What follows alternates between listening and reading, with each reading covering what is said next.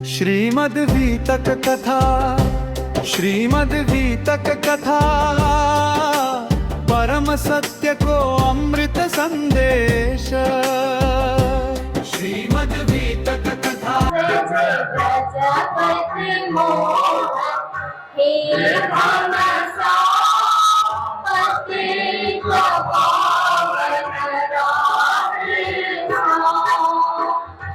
अपने राजी महाराज को अर्जी करते हुए हम उनकी वंदना करते हैं।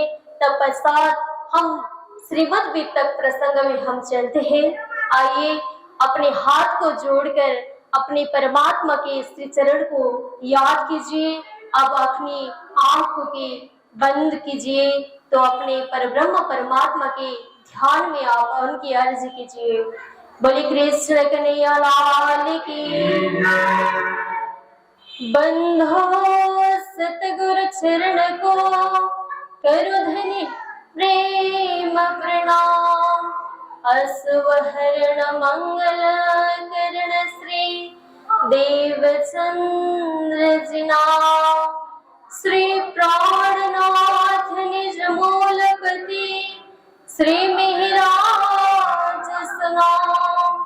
तेज कुमारी श्याम जुगल को पल पल करो प्रणाम।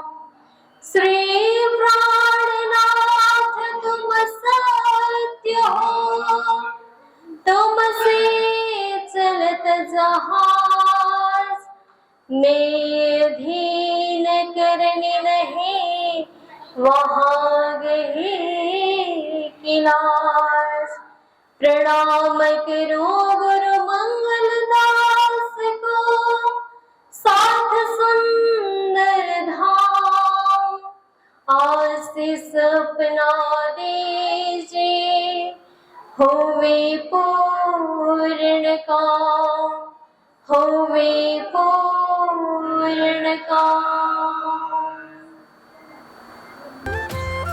अपने परब्रह्म परमात्मा श्री राजी महाराज एवं संपूर्ण सुंदरशा जी भक्तजन के चरण कमल में प्रणाम करते हुए आज के प्रसंग हम लालदास जी महाराज ने हमारे जीवन में कितनी प्रेम और कितनी बरसात की अनुभूति करवाई, जिससे हमें परमात्मा की मेहरबानी हुई।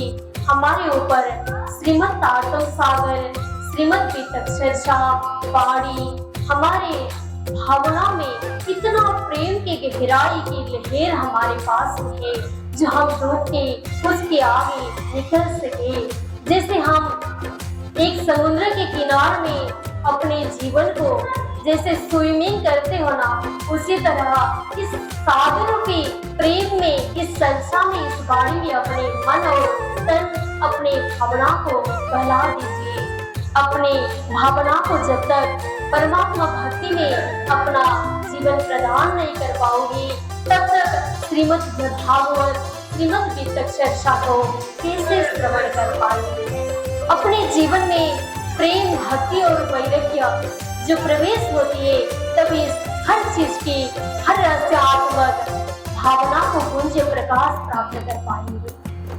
इसी तरह आज लालदास जी महाराज ने हमारे श्रावण मास में ये वितक चर्चा की भावना को बढ़ाते हुए उनके अंदर स्वामी श्री प्राणनाथ जी महाराज ने ऐसा कृपा करी जो कृपा हम कैसे वर्णन कर सके। उस कृपा को हम कौन से ढंग से वर्णन करें, न जुआ से कर सकते हैं, न सागर की लहर से कर सकते हैं, न लिख के कर सकते हैं। ये तो अखंड अपार की कृपा है।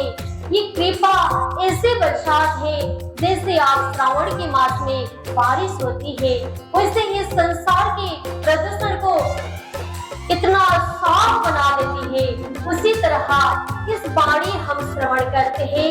इस बाणी में अगर हम डूब के श्रवण करें, भीग के श्रवण करें, इस तरह भीग के हुए श्रवण करेंगे तब अपने जीवन को धन्य और पवित्रता की प्रदान कर पाओगे। इस तरह अपने बीतक को अपने जीवन में धारण किया जाए, उससे हमारे विकार को शुद्ध पवित्रता में परिणत कर पाओगे। इसी तरह लालदास जी महाराज ने श्रावण के मास में ये भूमिका बांधी, ये श्रावण के मास में।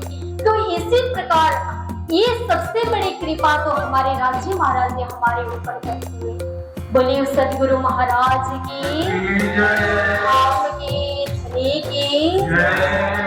ये जो वित्तक लालदास जी महाराज कह रहे हैं, ये वित्तक केवल देवचंद्र जी महाराज की, त्रिदालीलाल प्राणनाथ जी महाराज की, ये केवल छत्रसाल जी महाराज और केवल सुंदर साथ की वित्तक नहीं है। इस वित्तक में हमारा जीवन भी आ जाती है, जीवन में जो घटना घटी जाती है उसकी वित्तक भी हम इस श्रीमद् वित्तक चर्चा में श्रवण कर सकते हैं। जैसे हमारी भाव और भक्ति किस तरह चल रही है, यहाँ सुंदर साथ की महिमा गाती हुई लालदास जी महाराज ने इस तरह की चर्चा तो की है सुंदर साथ जी, लेकिन इस चर्चा में हमारे भी जो जीवन के वृतांत रूप आते हैं कि भावना के साथ में आप रहिए। तो लालदास जी महाराज इस वित्तक को लालदास जी महाराज के ऊपर सदगुरु श्री प्राणनाथ जी महाराज, सदगुरु श्री देवचंद्र जी महाराज की मेहरबानी हुई, तब उनके ऊपर ये भावना जागृत हुई।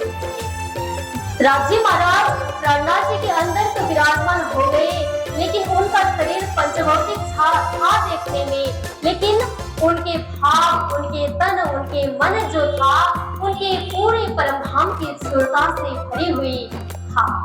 जो राज्य महाराज खुद उनके शरीर में प्रकट होके उनके तन और मन को ही राज्य महाराज के एक मकान जो बनाए थे, जैसे शरीर में हमारी आत्मा प्रवेश हुई, उसी तरह इंद्रावती वासना जो परमधाम की श्यामा जी अंगना राज्य महाराज की कृपा हुई थी, वही राज्य महाराज इस संसार में हमारे लिए जागरण करने के लिए आए थे। मैं आई हूँ इतने कामा, ब्रह्म सृष्टि लेने श्री धामा। तो हम कैसे संसार, मैं कौन हूँ, कहाँ से आया हूँ, मेरा घर कहाँ है, मेरा वतन कहाँ है, मेरे मालिक कौन है, ये किसी को पता नहीं था। जब उनके अंदर ये भाव की जागरूक हुई, तब राज्य महाराज ने ऐसी मेहरबानी कर दिए, उनके माध्यम से ही ये जागरण कार्य प्रारंभ होना था।